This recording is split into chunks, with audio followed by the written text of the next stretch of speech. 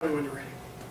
Okay, my name is Dr. Lawrence Souza. Today's presentation is the political philosophy and economy of commercial real estate investment, both globally, domestically, and focused mainly on the San Francisco Bay Area.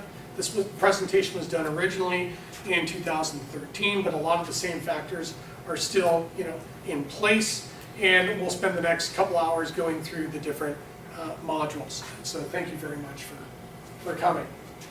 We're going to talk about systematic risks, discount rates. Really the synthesis here is that the political economy, political risks, are all manifested and priced into the discount rate. So any changes in capital, any changes in risk, both politically or socially, culturally, or economically, at the end of the day is reflected in the discount rate. I will also be conducting an institutional analysis looking at historical trends, philosophy, and political economic theory and applications.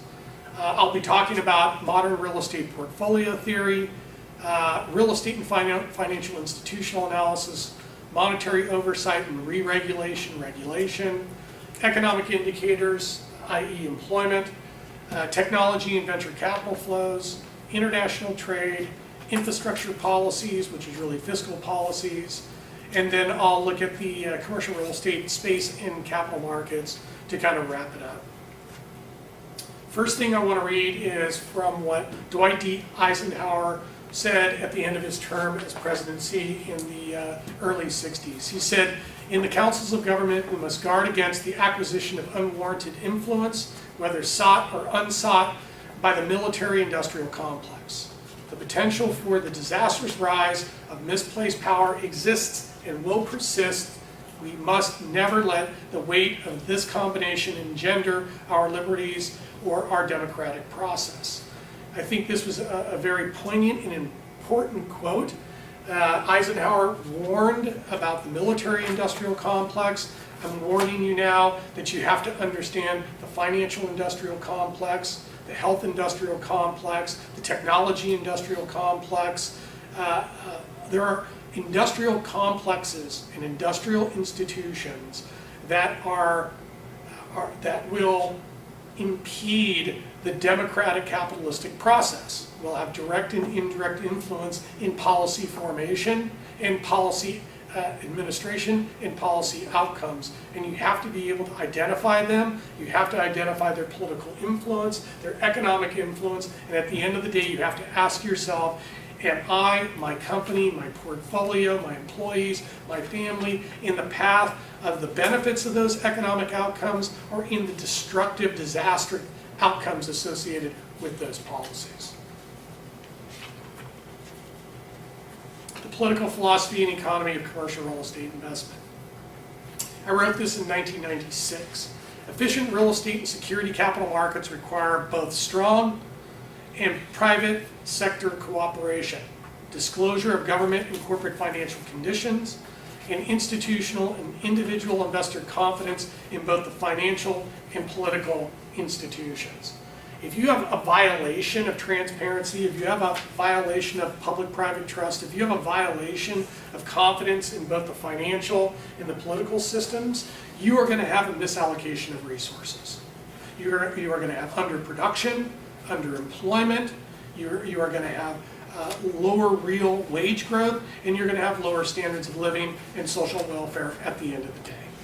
So this is the hypothesis that I use to really try to understand where are we in the process, and if there's a violation of this, you are going to get misallocation of resources.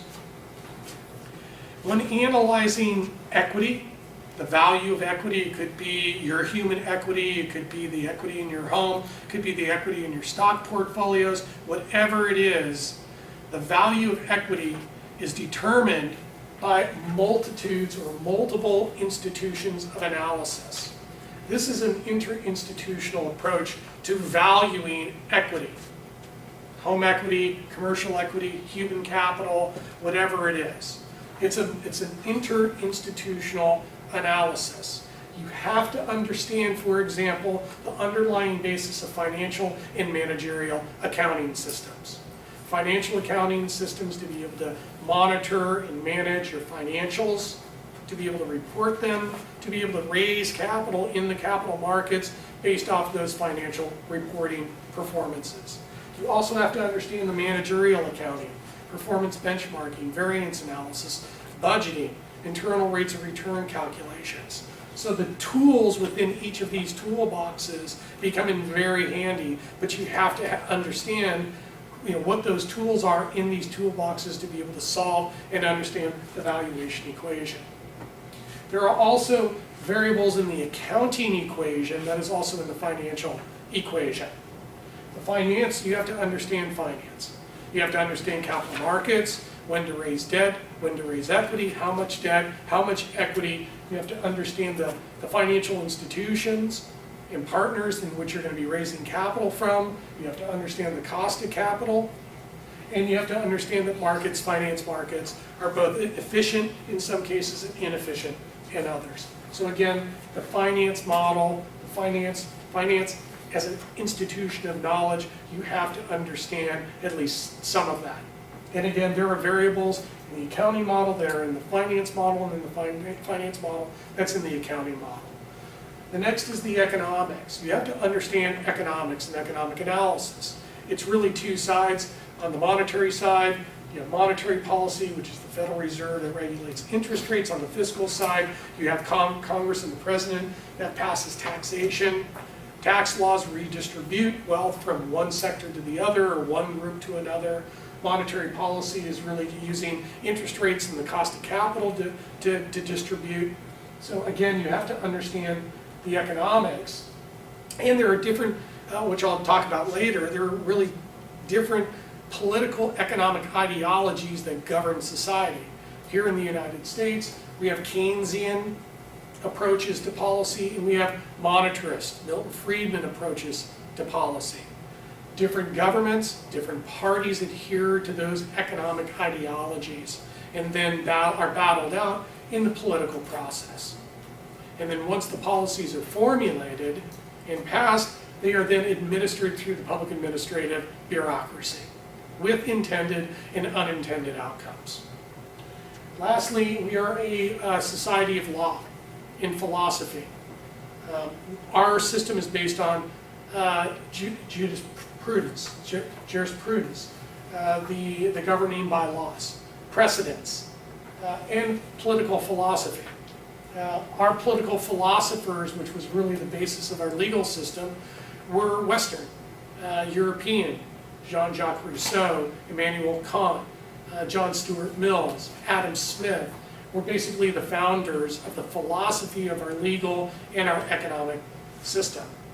And then lastly, theological systems. And theological systems become very important in interpretation of societies and the valuation process because different countries and cultures may be theocracies.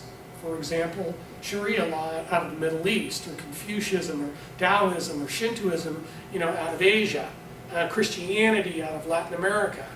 Those religions have a direct and indirect impact on the bureaucracies, not only in politics, but also the governing of society culturally, socially, and economically. So what you see is a multi-institutional analysis. These are multiple institutions of knowledge. Each one of these are actually equations of their own. They could be looked at as regression equations with 50 variables in them. In the social sciences, we have 50 variables in our equations, not the physical sciences where you have 3 to 5. And our variables are non-stationary, they move around. We have variables in one equation that could be in the other. So any movement of any equation is going to have an impact on the valuation outcome, the dependent variable. To solve this system, this interinstitutional approach to the valuation equation, you have to solve the equation simultaneously. It's a simultaneous equation solution. It's a multiple regression.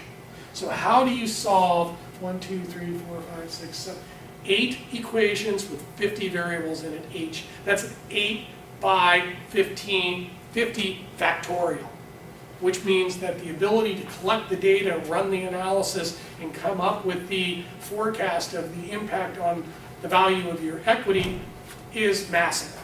But I do believe, especially now and at this point in history, and I couldn't say this 10 years ago or 15 years ago when I invented this, is now we have big data solutions.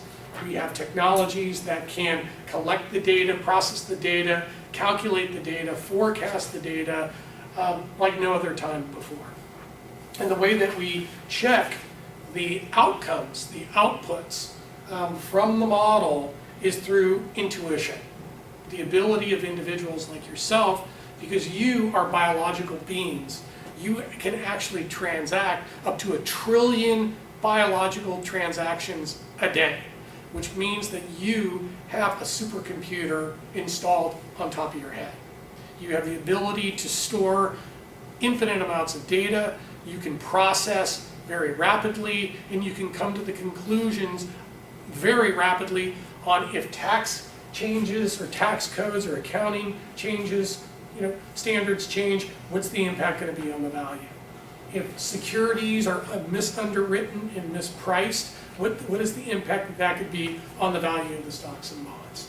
If there are economic policies and data that you're retrieving and storing, and you think that there could be a high probability of recession in the next 3 to 5 years, you probably have better capability and ability to make this forecast than a computer does. Although computers now should be highly competitive against you. What keeps this all together in a bounded rationality is that we have a certain standard of logic that we use, cognition, telecommunication standards. Now we can communicate in many ways that's uniform across the globe, and enable us through technologies to communicate and to store and retrieve massive amounts of data and information.